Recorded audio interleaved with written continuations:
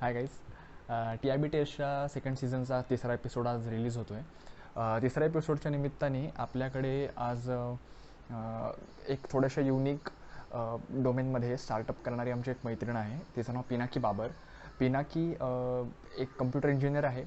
Parallelly ती एक Illustrator आहे, ती ग्राफिक डिझायनर आहे, ती सँड बऱ्यापैकी बऱ्यापैकी फाईन आर्ट्समध्ये तिचा कल आहे. पॅरलली ती परफॉर्मिंग आर्ट्ससुद्धा करते, म्हणजे ती ॲक्टिंग वगैरे परफॉर्मन्ससुद्धा ती करते. बट तिचे हे इलस्ट्रेशन्स आणि फाईन आर्ट्सचे जे स्किल्स आहेत ते यूज करून तिने काही ऑनलाईन व्हेंचर्स तयार करायचे ठरवले आणि त्यातनं तिचा बिझनेस कसा ग्रो करता येईल अशी तिने सुरुवात केली गेल्या वर्षभरामध्ये. आणि आज ती बऱ्यापैकी नवीन नवीन प्रकारचे व्हेंचर्स ट्राय करते आहे. एक तिचे बिझनेस मॉडेल्समध्ये ती कन्वर्ट करायचा प्रयत्न करते आहे. तिचे जे टेक्निकल स्किल्स आहेत, मॅनेजरियल स्किल्स आहेत, क्रिएटिव्ह स्किल्स आहेत, सगळेच ती इंटरडिसिप्लिनरी यूज करते आहे आणि काहीतरी नवीन करू बघते आहे. सो मी जेव्हा तिच्याबद्दल ऐकलं होतं म्हणलं की हे काहीतरी खूप युनिक आहे. सो गप्पा मारल्यावरती अजून काहीतरी नवीन गोष्टी कळतीलच तिच्याकडनं. गप्पा मारल्या तर मजा येणारच आहे. So over to Pinaki.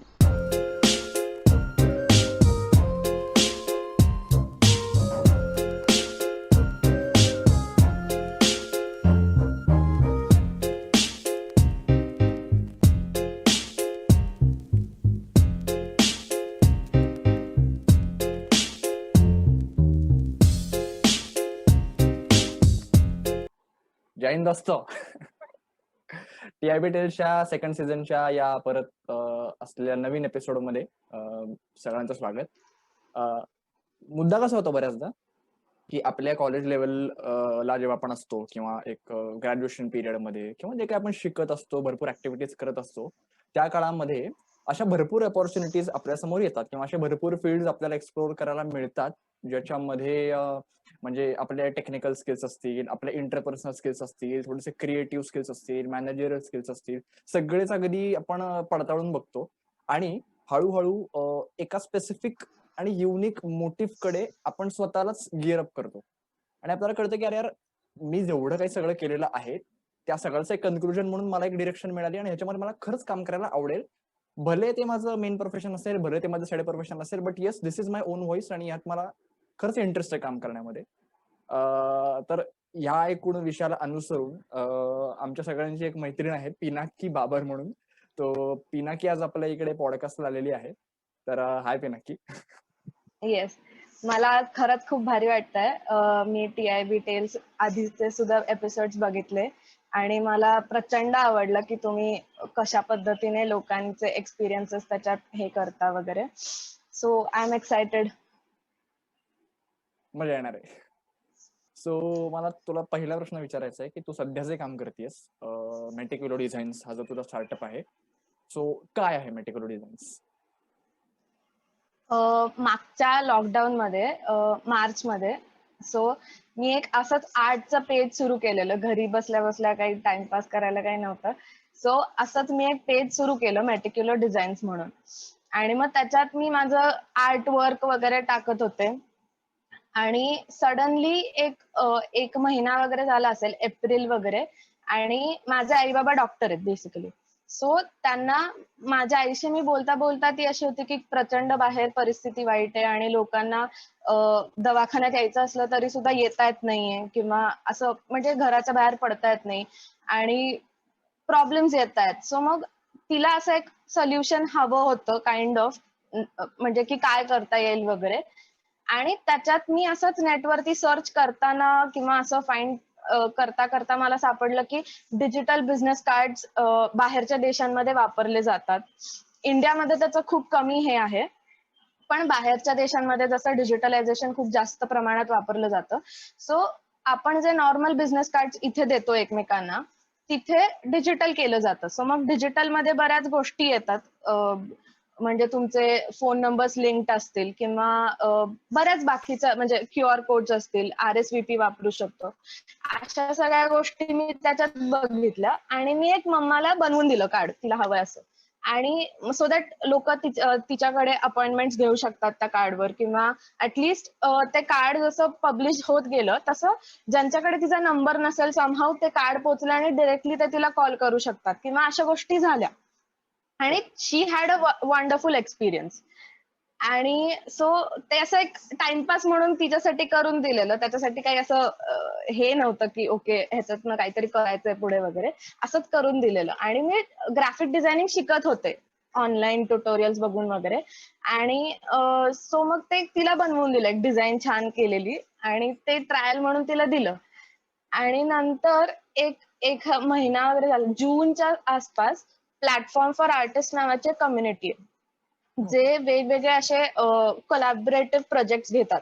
Artist किंवा वेगवेगळे singers, artist, like all types of creative individuals, they come together आणि काहीतरी क्रिएटिव्ह प्रोजेक्ट असतात त्यांचे चालू.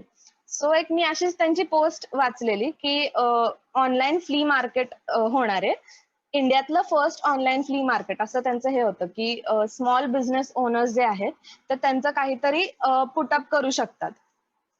सो असं मी एक पोस्ट वाचलेली आणि मी त्या जे त्यांचे हे होतं त्यांना डीएम केलं की माझं आत्ता काही सेटअप नाहीये, मी असंच एक म्हणजे असं डोक्यात आलं की ओके ह्याच्यातनं आपण करू शकतो की नाही स्टार्ट वगैरे असं.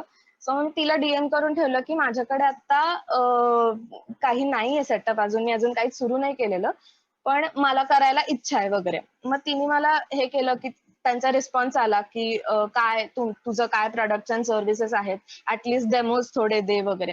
सो मग मी तिला डेमोज वगैरे दिले आणि मग त्यांच्याकडे बऱ्याच एंट्रीज आलेल्या आणि त्यातनं ते टॉप 30 आर्टिस्ट त्यांनी उचलले. आणि मग त्यातनं I was also selected one of those 30 artist from India. आणि मग then I started working on my actual thing. Like माझ्याकडे वेबसाईट स्वतःची नव्हती किंवा असं सेटअप असं काहीच नव्हता. आणि बाकीचे जे तिथे आलेले लोक होते त्यांचं असं लाईक ऑलमोस्ट सगळं ऑलरेडी सेट होतं, 4-5 इयर्स ऑफ एक्सपिरियन्स वगैरे वगैरे, आणि I was just starting out. So मग खूप गडबड झाली आणि ह्या सगळ्या ह्याच्यात मग मी चालू केलं. आणि मग त्या ह्याच्यात मी स्टार्ट केलेलं बिझनेस कार्ड्स वरून, पण मग त्याच्यात हळूहळू कळत गेलं की सेम कॉन्सेप्ट वापरून आपण अजून काय काय करू शकतो. सो मग from business cards I came up with 7 different products, just like business cards. So like business cards, wedding cards, किंवा इतर other invitation cards, किंवा greeting cards, brochures, किंवा marriage biodatas, असं 7 products होते. आणि मग प्रत्येकाचे कसे हे करायचे, लाईक प्रत्येकाचे न्युएन्सेस वेगळे, किंवा त्यांचा ऑडियन्स सेट ऑफ युजर्स जे युज करणार आहेत तो product that would be different वगैरे वगैरे, असं सगळं एकदम आलं. आणि मग एक महिना मी प्रॉपर त्याचा हे केलं की ओके मी काय करू शकते, किंवा प्रत्येक, कारण मला असं माझं बॅकग्राऊंड आहे इंजिनिअरिंग मधलं, कम्प्युटर इंजिनिअरिंग मधलं, लाईक म्हणजे बिझनेस आणि फायनान्सेस असं असं काही टेक्निक असं काय म्हणतात असं नॉलेज काहीच नाहीये. जे काय आहे ते स्वतः जे काही हे केलं ते. सो मग ते सगळं like I search on internet की काय करता येईल वगैरे, आणि मग एक बिझनेस मॉड्यूल बनवला वगैरे स्वतःचा, असंच सगळं स्वतःच सुरू केलं. आणि मग एक महिना प्रॉपर रिसर्च केला, स्वतःची वेबसाईट बनवली आणि मग सुरू केलं. आणि मग एक महिना त्याच्यानंतर ऑगस्ट टू सप्टेंबर तो फ्ली मार्केट होतं. सो मग त्या फ्ली मार्केटमध्ये खूप छान रिस्पॉन्स मिळाला.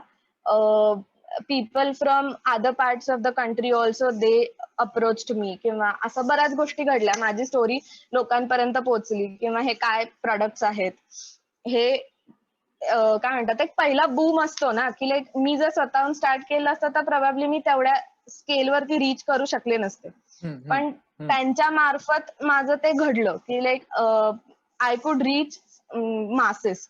सो मग मला ऑर्डर्स ज्या आल्या त्या अदर पार्ट्स ऑफ हे सुद्धा अशा म्हणजे गुजरात वरून किंवा ह्याच्यावरून अशा आल्या ऑर्डर्स फर्स्ट 10 days मध्येच वगैरे. So that was a very good start.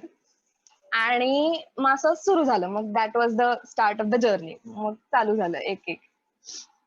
नाही, इंटरेस्टिंग. तू जे म्हणतेस की how you accelerated yourself into the right direction, even तू हे पण चांगलं सांगितलंस की अप्रोच कसा केलास तू प्रॉब्लेम स्टेटमेंटला तुझ्या, किंवा तुला जेव्हा कळलं की फ्ली मार्केट आहे तेव्हा तू बरोबर थोडस स्पेसिफिक केलंस तुझ्या डोमेनला. मला तुला एक असं विचारायचंय की ऍज अ अंतरप्रेनर म्हणून किंवा ऍज अ एखादी नवीन आयडिया आपण जेव्हा आपल्या डोक्यात येते, सुपीक डोक्यात येते, तेव्हा क्रिएटिंग सोल्युशन इज काय म्हणतात, इज अ हे right way to go with, का creating a need is a right way to go with? म्हणजे काइंड ऑफ आता ऍपलनी फोन काढला बट बटन वेगळं सेट केलं, सो त्यांनी नीड आधीच सांगितली की ही नीड आहे तुम्हाला, सो तुम्हाला फुलफिल करायचे ते पैसे द्या. Otherwise creating a solution is जे काही ऑप्टिमायझेशन होत चाललंय किंवा इज ऑफ ऍक्सेस होत चाललंय, अगेन ऑप्टिमायझिंग अ सोल्युशन. मग काय तुला बेनिफिशियल वाटतं? मला असं वाटतं की if you are starting new, you need to provide a solution. त्याच्याशिवाय हाऊ विल पीपल नो की ओके म्हणजे आयडेंटिफाय यू. कारण तू जर एक नीड अजून एक डेव्हलप केलीस तर मार्केटमध्ये already there are thousands of needs, you are just adding one more need.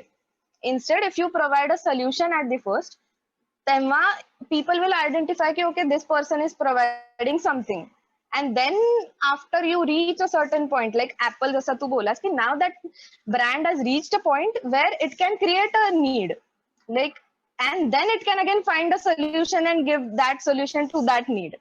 So what I think is पहिलं जर कोणाला स्टार्ट करायचं असेल तर you have to run behind a solution, provide that solution and see to it की that solution is actually reaching your audience. किंवा कारण खूप वेळा असं होतं की आपल्याला वाटतं की ओके त्या माणसाला पोचतंय, किंवा आपण एक काहीतरी सोल्युशन काढतो, अरे हा ह्याचं हे सोल्युशन आहे, पण ऍक्च्युअली जाऊन मार्केटमध्ये त्याचं होतंय का, that is also needed to be research. So ते महत्वाचं आहे. मग तुला अशी कोणती आयडिया किंवा असा कुठला स्टार्टअप किंवा काहीही असेल की अशा एखाद्या एंटरप्रेनरनी अशा एका फील्डमध्ये युनिक वेनी त्याचं एक डायरेक्शन फाइंड केली होती, तुला कुठली गोष्ट फॅसिनेट करते? द रणवीर शो म्हणून एक पॉडकास्टचा हे आहे इंडियात, म्हणजे आता सध्या खूप पॉप्युलर आहे. सो मला त्याची जर्नी खूप आवडली की फिटनेस, आणि मग त्याला त्याचे प्लस पॉइंट्स आणि नेगेटिव्ह पॉइंट्स माहित होते, and then he carved out his own way. Like podcast इंडियामध्ये अजूनही इतके नाही होत, जसे आता हळूहळू यायला लागलेत, पण इतक्या प्रमाणात नाही होत जितक्या बाहेरच्या देशांमध्ये वगैरे होतात. पण मी त्याच्या एका पॉडकास्टमध्ये ऐकलेलं की इंडिया प्रिडॉमिनेंटली एक रेडिओवरती ऐकणारी कंट्री आहे. म्हणजे आपण आता थोडं आपल्या प्रमाणात कमी आहे, पण आपले आई वडील किंवा त्यांचे आपले आजी आजोबा जर बघितले तर त्यांचं हे काय म्हणतात वे ऑफ कम्युनिकेशन हे रेडिओवरती खूप जास्त होतं. सो ऐकण्याची जी वृत्ती आहे किंवा तो जो ऑडियन्स आहे तो इंडियामध्ये खूप आहे, पण स्टील आपण आता पॉडकास्ट मध्ये थोडे मागे आहोत. म्हणजे येत आहेत हळूहळू, पण स्टील आपण कमी आहोत. सो मला असं वाटतं की त्या माणसाने तो एक नीड फाइंड केली, and then he also found out his niche की providing motivational talks, not talks, conversations kind of, आणि ते मला आवडलं. Like that can be one of the examples. कमाल. ऍक्च्युली पॉडकास्ट म्हणले की जसं तू म्हणलीस की बिअर बायसेप्सचे स्वतःचे पॉडकास्ट पण आहेत आणि खूप नवीन नवीन टॉपिक्स इंट्रोड्यूस करतो. सो येस, आम्ही पण बघतो जसे, आणि तू खूप छान पद्धतीने हँडल करतो, नवीन नवीन विषय असतात. सो आपल्या जनरेशनचा एक ऑडियन्स बेस तरी त्यानं खूप चांगला गॅदर केला आहे, आणि अगेन ते एक चांगलं स्टार्टअप म्हणून खरंच बघता येईल. आता आपली ओळख पुरुषोत्तम फिरोत्यामुळे झाली. तर आर्ट सर्कल मध्ये ही तू होती, सो त्याचा काय फायदा झाला? अगेन आर्ट सर्कलचा बऱ्याच गोष्टींमध्ये फायदा झालाय. लाईक इंटेलेक्च्युअली, क्रिएटिव्हली, किंवा मॅनेजमेंटच्या गोष्टी म्हणतो आपण तशा, किंवा फायनान्शियल गोष्टी कशा हँडल करायच्या, अशा गोष्टींमध्ये प्रचंड फायदा झालाय. टीम बिल्ड कशी करायची, किंवा कनेक्शन्स त्याच्यामुळे माझे खूप वाढले आर्ट सर्कलमुळे. आणि आता म्हणजे जस्ट मी लास्ट 2020 पास आउट आहे.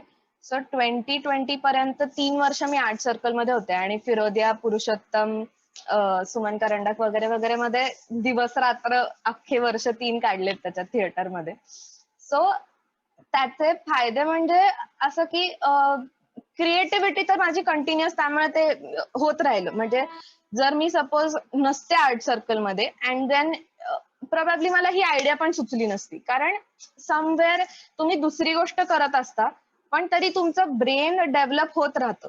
सो मग ज्या आयडियाज नंतरच्या सुचणार असतात त्या आपोआप त्याच्यात आपलं ग्रोथ तशी होत जाते आणि मग ते डेव्हलप होत जातं. सो इनडायरेक्टली आर्ट सर्कलचा फायदा झाला. डिरेक्टली आर्ट सर्कलचा फायदा ह्याच्यात म्हणजे मी जेव्हा जस्ट डेव्हलप करत होते हे आणि मी म्हणलं ना मगाशी की 1 महिना मी प्रॉपर रिसर्च वगैरे असं करत होते की काय करू शकतो, प्रत्येक प्रॉडक्ट मध्ये काय बेनिफिट्स घालू शकतो, फंक्शनॅलिटीज घालू शकतो वगैरे वगैरे. तर तेव्हा मी मीटिंग्स घेतलेल्या बेसिकली आर्ट सर्कलमध्ये. आता तुला पण माहित असेल की प्रत्येक आर्ट सर्कलचा एक असा ग्रुप असतो की लाईक ज्युनियर्स पासून सिनियर्स पर्यंत जे कोणी आर्ट सर्कलमध्ये होते तो एक असा एक प्रॉपर ग्रुप असतो. सो मी इंडिव्हिज्युअली ज्युनियर्सच्या मीटिंग्स, सिनियर्स सोबत मीटिंग्स किंवा अख्खी एक मीटिंग वगैरे अशा मीटिंग्स घेतल्या किंवा माझ्या बॅचच्या सगळ्या मीटिंग्स वगैरे. आणि क्रिएटिव्ह इंडिव्हिज्युअल्स तुम्हाला एकत्र बंच म्हणून मिळतात आर्ट सर्कलमध्ये. त्यामुळे ब्रेन स्टॉर्मिंग खूप चांगल्या पद्धतीनं होऊ शकतं.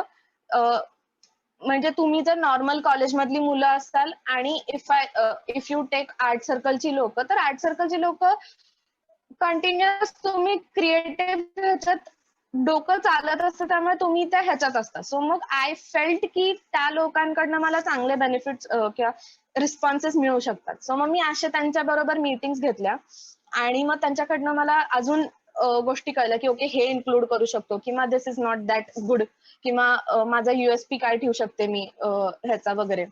आणि मग दॅट वॉज द स्टार्ट की लाईक ओके मग सगळे असे खूप पॉझिटिव्ह रिस्पॉन्स आला मला तिकडून की युनिक आयडिया आहे, चांगली आयडिया आहे. आणि आत्ताच्या काळात पेपरलेस, कॉन्टॅक्टलेस गोष्टी आपण कशा एकमेकांसोबत कम्युनिकेट करू शकतो हे त्या काळात म्हणजे खूप आत्ताचे जे कोरोना पिरियड आहे त्याच्यात तर प्रचंड बेनिफिशियल गोष्टी आहेत ह्या हे सगळे प्रोडक्ट्स अँड सर्व्हिसेस.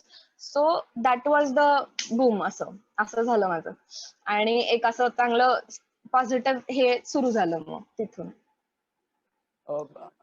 आता तू म्हणलीस की ऍक्च्युली आर्ट सर्कलचा डिरेक्टली आणि इनडायरेक्टली दोन्ही फायदा होतो त्या पॉइंटला. जसं की आर्ट सर्कलमध्ये टोटल ग्रोथ होते का तर नको एवढे फील्ड एक्सप्लोर करून बघतो.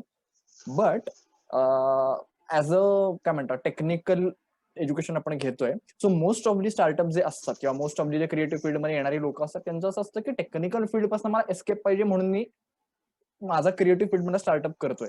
तुझं काही तसं आहे का मोटिव्ह? काइंड ऑफ हो.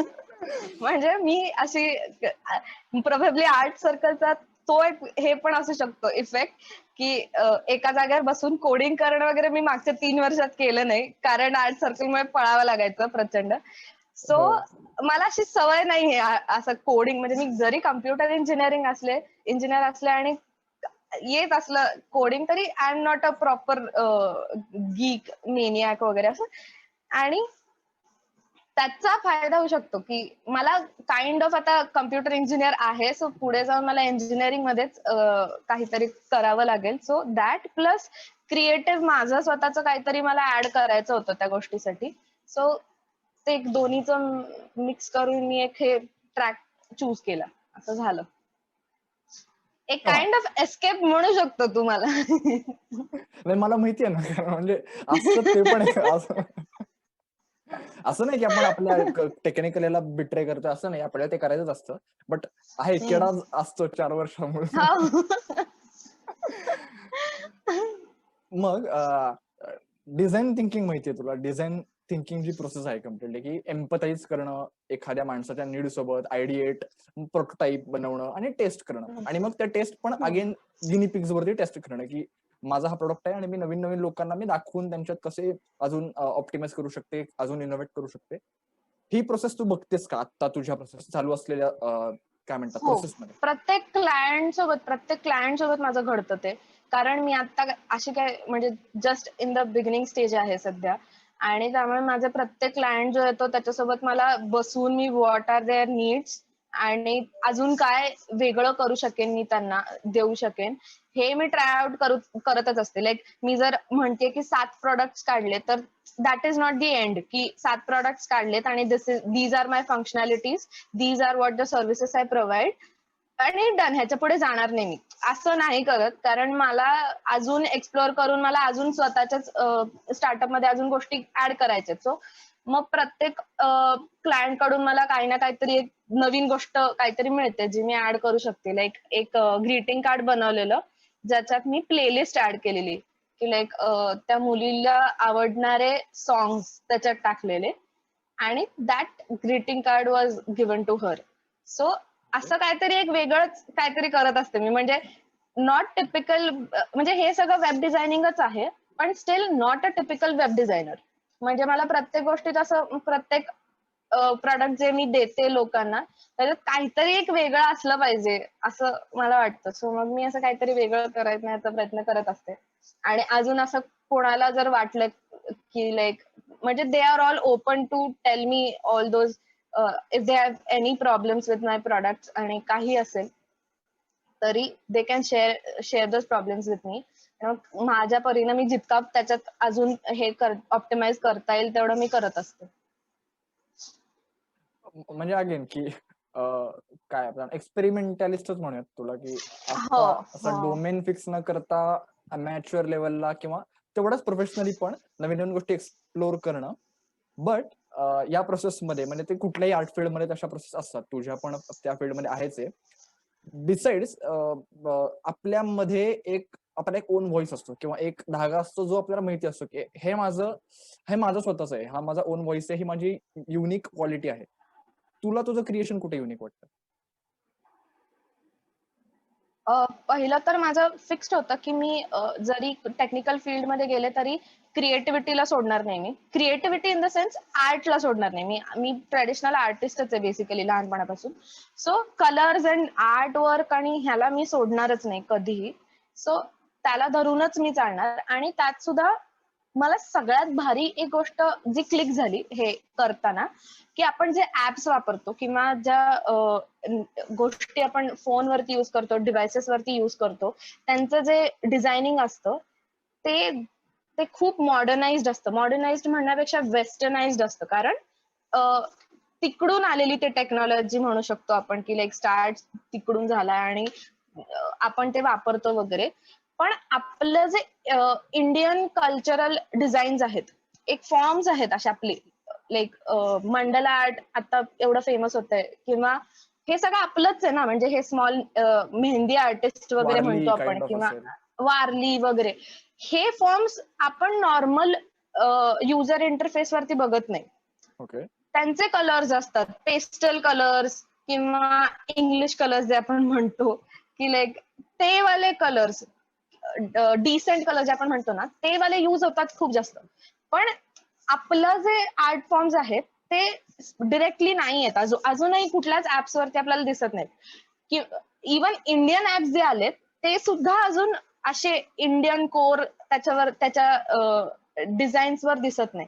सो मी जरी पुढे जात गेले तरी I don't want to leave that. म्हणजे माझे आता मी जे डिझाईन्स प्रोव्हाइड करते ते खूप असेच आहेत. म्हणजे लाईक प्युअर इंडियन डिझाईन्स खूप असतात त्याच्यात. म्हणजे मॉडर्न टच असतो त्याला पण इंडियन डिझाईन्सला धरून मी चालते because that is something unique असं मला आता तरी वाटतंय. मग आता मला तर हे पण आहे की तू फिरोदिया वगैरे केल्यास, सो तुला आर्ट फॉर्म्स बरेच येत असणार आहेत आणि तू आर्ट मध्येच होतीस हे मला माहिती आहे. सो असं काही आहे का की फिरोदियामध्ये कुठलं एखादं आर्ट एक्सप्लोर केलंय जे तुला ह्याच्यात ऍप मध्ये इन्क्लूड करावं असं वाटतं काय? सँड आर्ट आहे, सँड आर्ट अॅनिमेशन. सो ज्या लोकांना माहित नाही सँड आर्ट काय असतं तर इट इज बेसिकली खालनं लाईट सोडली जाते आणि ग्लास वरती सँड आपली वाळू जी असते ह्याची समुद्रावरची ती वाळू आणि त्याच्या शॅडोज मधनं जो काही आर्ट वर्क क्रिएट होईल that is basically sand art. So Firodia Karandak मुळे मी गेले 3 वर्ष झाले सँड आर्ट करतेय. त्याच्यामुळे मला तो एक नवीन आर्ट फॉर्म काय एक आयडेंटिफाय झाला आणि मला नॉट डिरेक्टली, पण मला बऱ्याच गोष्टींमध्ये असं डोक्यात आयडियाज येत असतात की आपण सँड आर्ट नॉर्मल युजर इंटरफेसेसच्या डिझाईन मध्ये कुठेतरी युज करू शकतो, त्याचे अॅनिमेशन युज करू शकू का, किंवा त्याचे डिझाईन्स युज करू शकू का, असं अजून माझ्या डोक्यात चाललंय की करू शकतो का. दोन दोन लोकांच्या डिझाईन्स मध्ये मी केलं ते वेडिंग कार्ड्स जे होते, वेडिंग कार्ड्स Okay. बनवताना वेडिंग कार्ड्सची अॅनिमेशन बनवलं मी, की त्यांची स्टोरी जी आहे ती सँड आर्ट मध्ये केली आणि that video was embedded in the card. So त्यांचं greeting card was basically a sand art का हे, and then it also had its functionalities वगैरे वगैरे. पण ते मी केलेलं त्याच्यात वेगळं काहीतरी. ते अजूनपर्यंत तरी कोणी मी बघितलं नाही कोणी केलेलं असं. सो या, दॅट वॉज कमा आता मग मला आता हा माहिती मला गोष्टी की आता अशा प्रकारचे आर्ट फॉर्म्स एक्झिक्यूट करायला एक टीम लागते. म्हणजे ठीक आहे, सँड आर्ट असेल तरी तो खालचा बल्ब आहे, तो रंग बदलायला तिथे एक तो हुशार माणूस लागतो, पुन्हा ती काच सांभाळायला एक हुशार माणूस लागतो. सो तुझी काही अशी टीम आहे का या एकूणच प्रोजेक्टवर काम करणारी? लॉकडाऊन मुळे ऍक्च्युली तशी टीम झाली नाही. आपण नॉर्मल फिरोद्यामध्ये जसं करतो तेव्हा sand art is not an individual game. 8 लोक असतात, बरोबर. काहीतरी म्हणजे हवा देणारे वेगळे लोक असतात, मी करणारी असते, वरती कोणी कॅमेरा सेट करत असतो, तिथे एक प्रोजेक्टर हँडल करत असतो, एक प्रोजेक्टरची स्क्रीन आणणार असतो. म्हणजे लोकांना बाहेर फक्त दिसतं की ओके एक माणूस सँड करतो, पण तसं बिलकुल नसतं की like there is a lot of havoc that happens behind the stage, की हे सगळं होत असतं आणि देर नीड्स अ टीम. पण आता ऍक्च्युअली प्रॉब्लेम माझा लॉकडाऊन मुळे असं झालं की घरी मला लोकांना घेता नाही आलं, कारण मी साताराला म्हणजे माझ्या होमटाऊनला शिफ्ट झाले आणि आय कुड नॉट कॉल पीपल. पण जर लॉकडाऊन ओपन होईल, जसं अजून फ्री होईल, तेव्हा जे आर्ट सर्कलची माझी टीम आहे, so I ask them if they are willing to come and join me. So मग ती लोक असतात खरंच, कारण सँड आर्टला खूप लोक लागतात, खालचे बल्ब चेंज करायला किंवा ते इफेक्ट आणायला वगैरे वगैरे. येस. सो मग आता कोणी रिमोटली काम करताय तुझ्यासोबत असंही काही? माझा एक फ्रेंड आहे श्रीधर शिंदे म्हणून, तो आणि मी Okay. एकत्र आर्ट सर्कल मध्ये पण होतो आणि plus he is also computer engineer. So Okay. मग मोस्ट ऑफ द वर्क मी आणि तोच हँडल करतो. मी डिझायनिंगचा पार्ट करते आणि तो डेव्हलपमेंटचा पार्ट करतो. सो तो पडद्यामागचा खिलाडी आहे बेसिकली माझ्या स्टार्टअपचा. So yes, he is there. आणि तो अगदी स्टार्ट पासून, जेव्हा मी सुरू करणार होते हे सगळं, तेव्हापासून he is the pillar behind all these things. So yes, he is there. असं कधी झालंय का की म्हणजे कुठलंही आता काय म्हणतात की कुठलीही गोष्ट सुरू करताना एक डिझायर असतं की किंवा एक वॉन्ट असतं की मला हे अचीव्ह करायचंय, बट ओव्हर द प्रोसेस एक आपली नीड फुलफिल होते की अच्छा मला खरं तर ह्याची गरज होती, किंवा मला हे कळत गेलं, किंवा मला हेही कळलं. सो वॉन्ट आणि नीड यातलं काही असं तुला हे झालं का, मी हे करायला चालले होते पण मला हेही कळलं किंवा मला हेच कळलं? हा, म्हणजे मी स्टार्ट केलं तेव्हा मेटिक्युलर डिझाईन्स हे माझं प्युअरली आर्टचे पेज म्हणून होतं आणि मी ते फक्त पेंटिंग्स किंवा फार फार तर सँड आर्ट ह्या गोष्टी टाकणार होते त्याच्यात. नंतर हे स्टार्टअप सुरू झालं. ऍक्च्युली स्टार्टअपचं नाव व्योमिनोवा आहे, म्हणजे हा जो स्टार्टअप आहे त्याचं नाव व्योमिनोवा आहे आणि ओव्हरऑल माझी क्रिएटिव्ह सगळी जी काही प्रोसेस आहे त्याला मी एक मेटिक्युलर डिझाईन्स नाव दिलंय. सो व्योमिनोवा त्याच्यातलं एक ब्रेन चाइल्ड आहे, पिल्लू म्हणू शकतोस. आणि मग देन दॅट डेव्हलप्ड अहेड.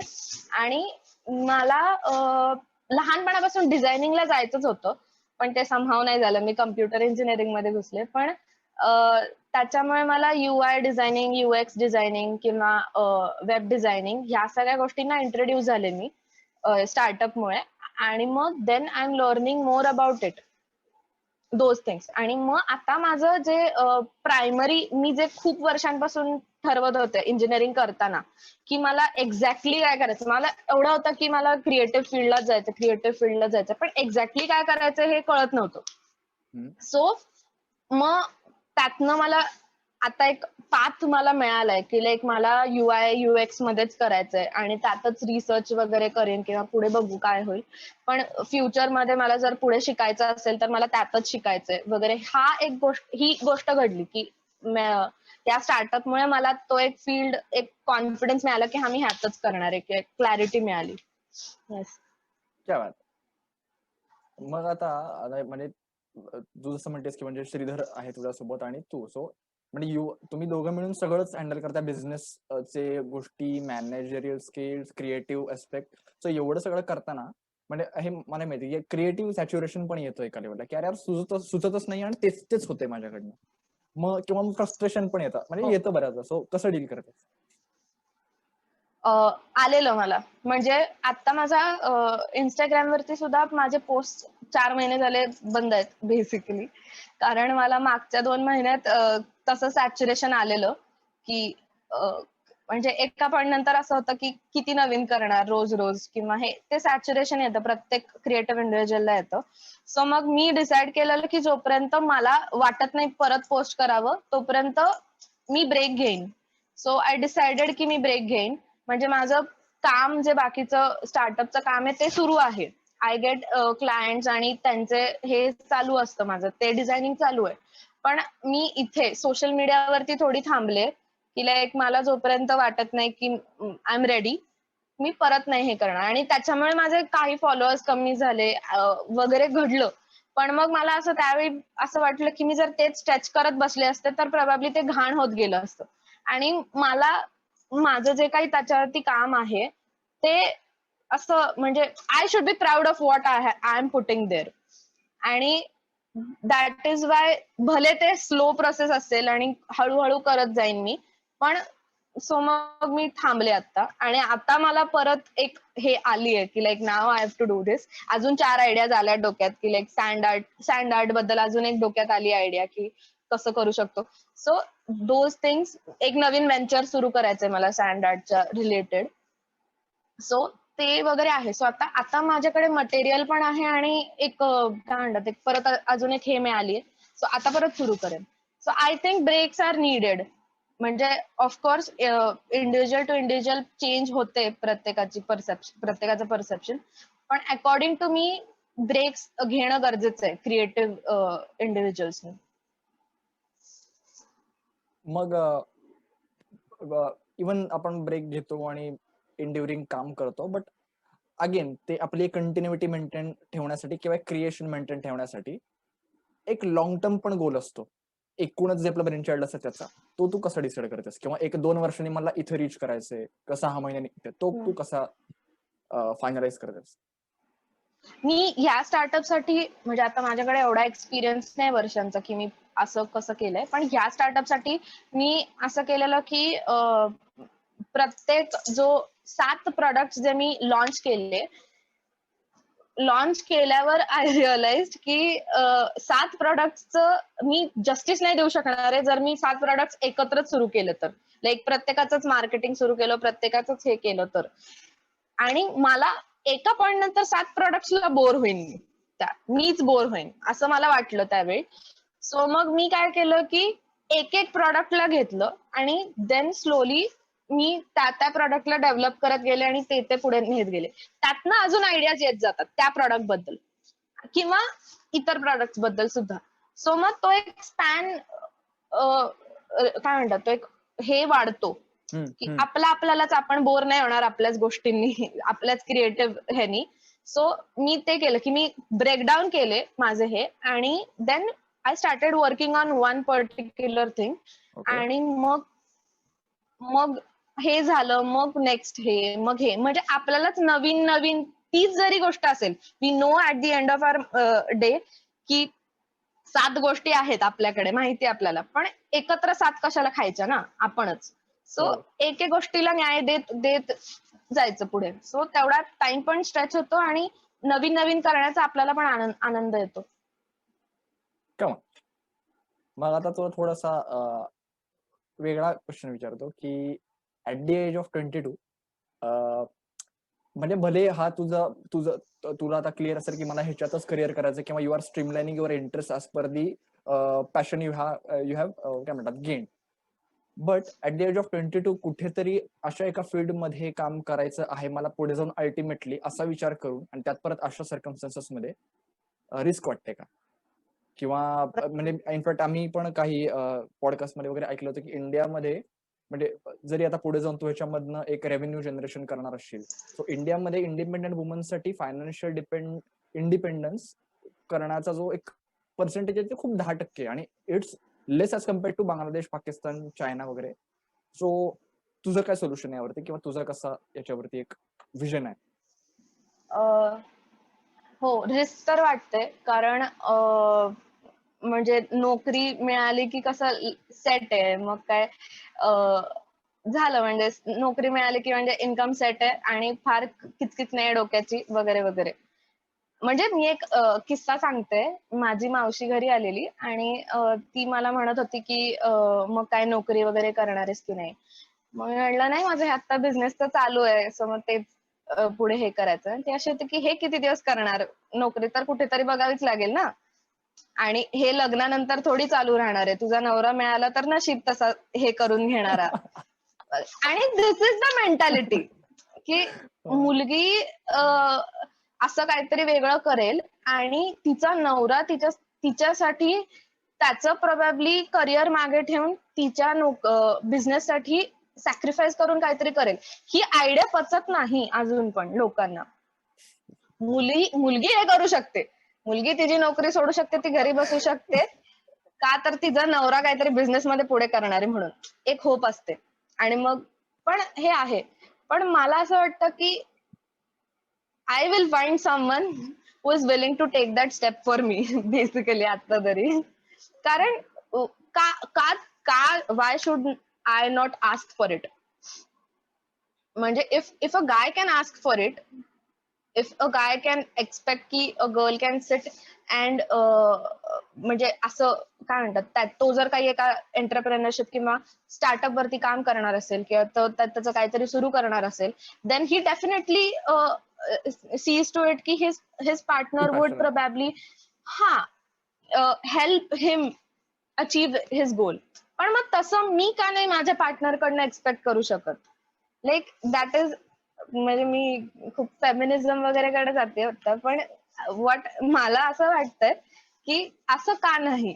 मी हे मावशीला पण तेव्हा बोलले आणि मग तिला एवढं असं हा वगैरे असं करून तिने हे केलं, पण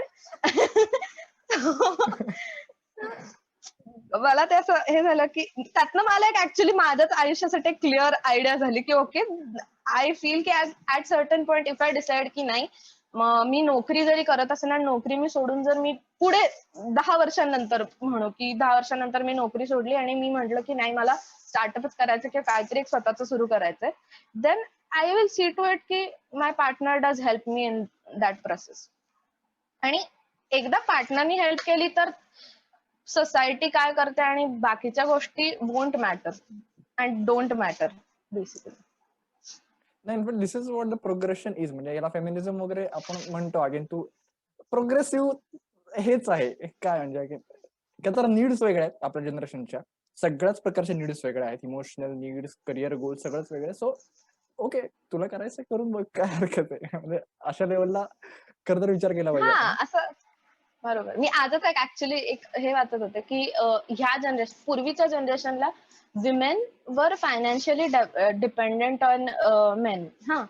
पण आपली जनरेशन पकडू किंवा आपल्याहून खालची, तर most of the girls are now financially independent किंवा ऍटलिस्ट त्या एज्युकेशन घेतात की so that they can be financially independent.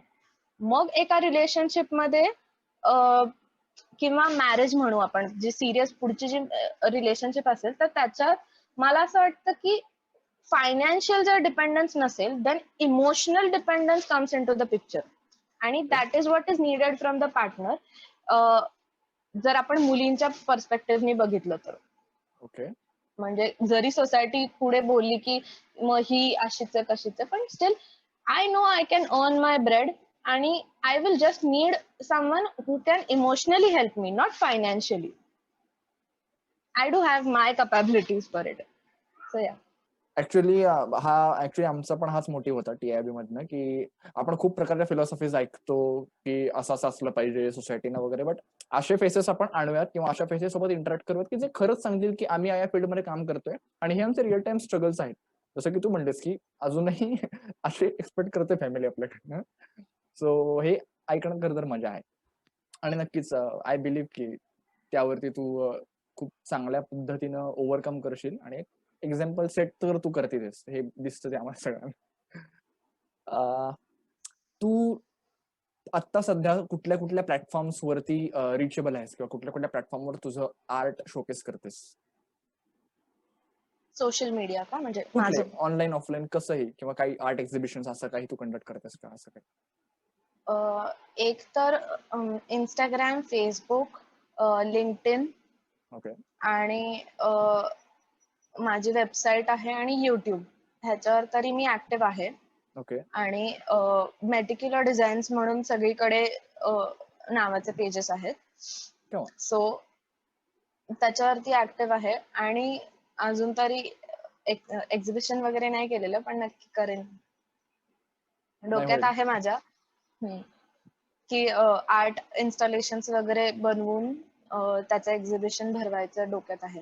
Yes. Better.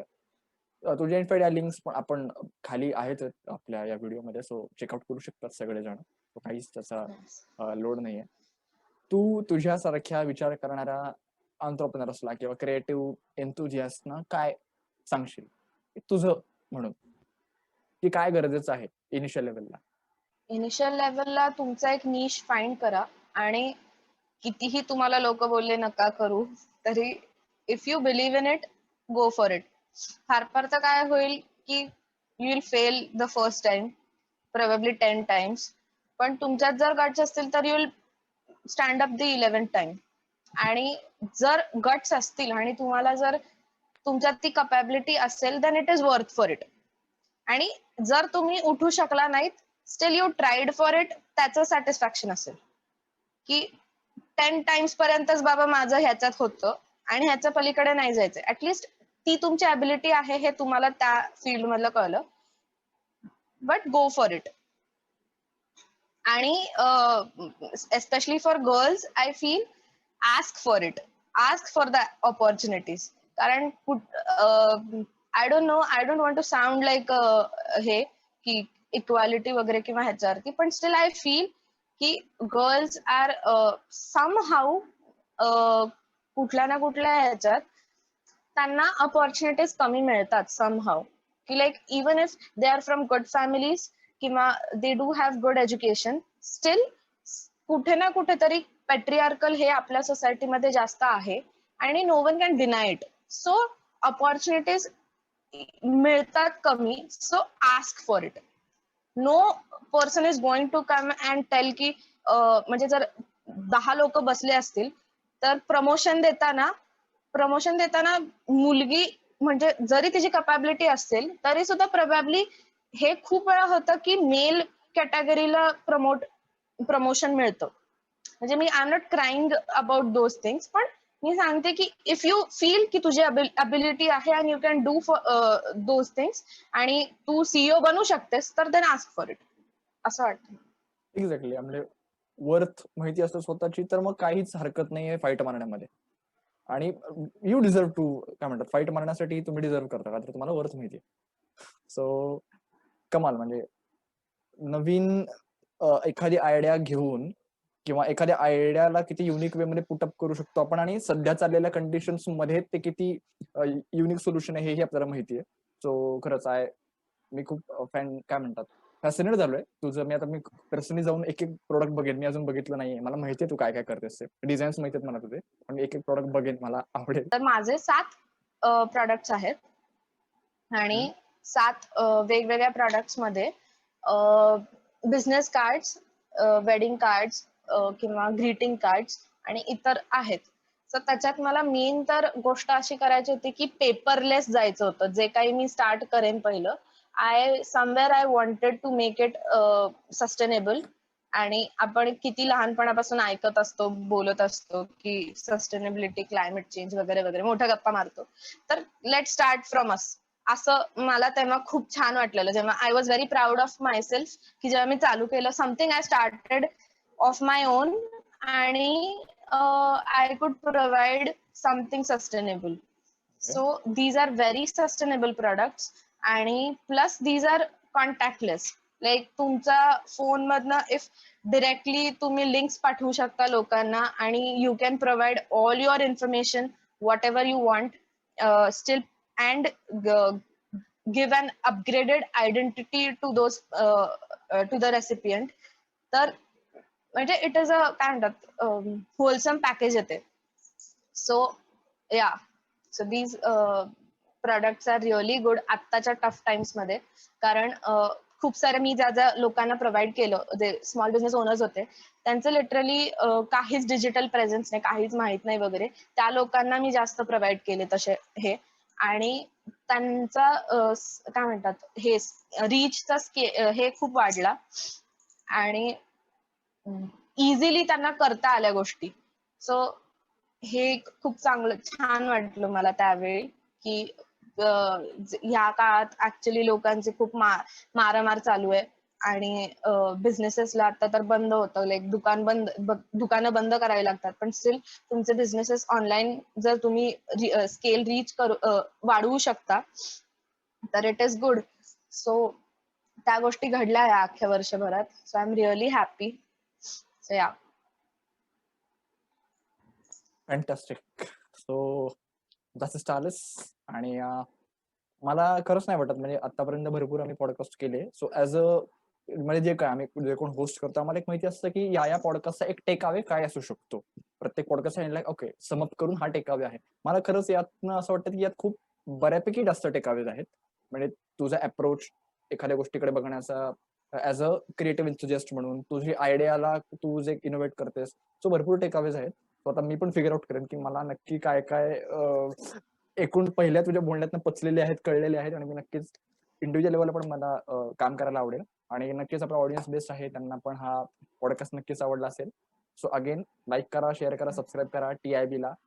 मेटिक्युलो designs च्या सगळ्या लिंक्स आहेत खाली, सो त्या पण एकदा चेकआउट करा जाऊन. नक्कीच आता आपण जे स्मॉल बिझनेस असं जे सुरू करतोय, सो आपल्यासारख्याच युथनी एकमेकांना मदत करणं टू ग्रो अप हे एक्सपेक्टेड आहे सगळ्यांना. सो नक्कीच आपण करू. आपण चांगल्या जनरेशनचे चांगली लोक आहोत, सो होईल आपल्याकडनं ते.